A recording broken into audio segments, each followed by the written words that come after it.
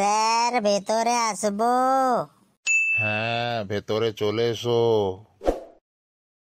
চেয়ারে বসো। ধন্যবাদ স্যার। তোমার তো আজকে মৌখিক পরীক্ষা, তাই না?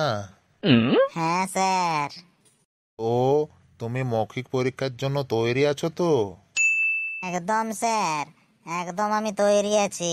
আপনি জিজ্ঞেস করুন না, কি জিজ্ঞাসা করবেন। আচ্ছা, তুমি বলো তো, পৃথিবীর সবচেয়ে কাছের তারা কোনটি? স্যার, যেটা আপনি সব সময় আমাদের দেখিয়ে থাকেন, সূর্য। তুই যে কি বলিস না। আচ্ছা, এবার বলো তো, সূর্যের তাপ যদি গায়ে লাগে তাহলে কি হয়? ছুটির ঘন্টা বাজে স্যার, কারণ তখন টিফিন টাইম হয়। তুই খুব মজাকিয়া হয়ে গেছিস।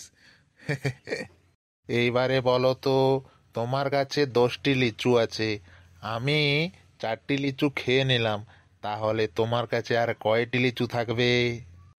দুঃখ, অভিমান আর পুলিশের নাম্বার স্যার। কেন রে?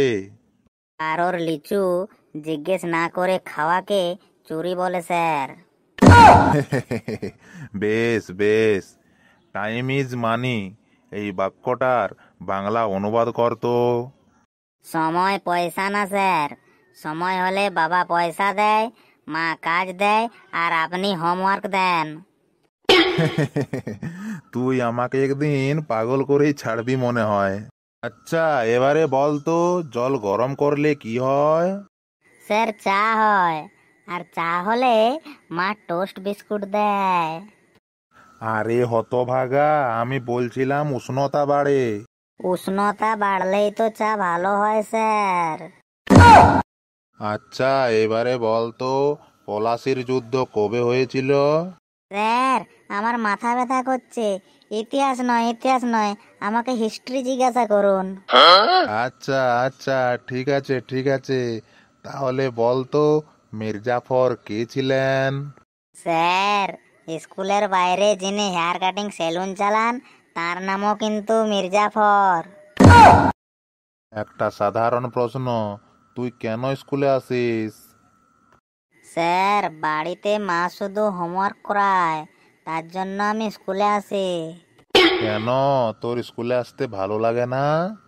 ভালো লাগে স্যার, খিচুড়ি থাকলে খুব ভালো লাগে। খিচুড়ি, এই শব্দটার বানান বল। আমার বানান মনে নেই স্যার, কিন্তু আমি খেতে পারি 10 প্লেট। হায় রে, তুই বানান জানিস না? স্যার, বানান না জানলে তো খেতে মানা নেই। আচ্ছা, বড় হয়ে তুই কি হতে চাস? স্যার, আমি বড় হয়ে জামাই হতে চাই। কেন? স্যার, জামাই হলে সপ্তাহে একদিন করে ইলিশ মাছ পাওয়া যায়।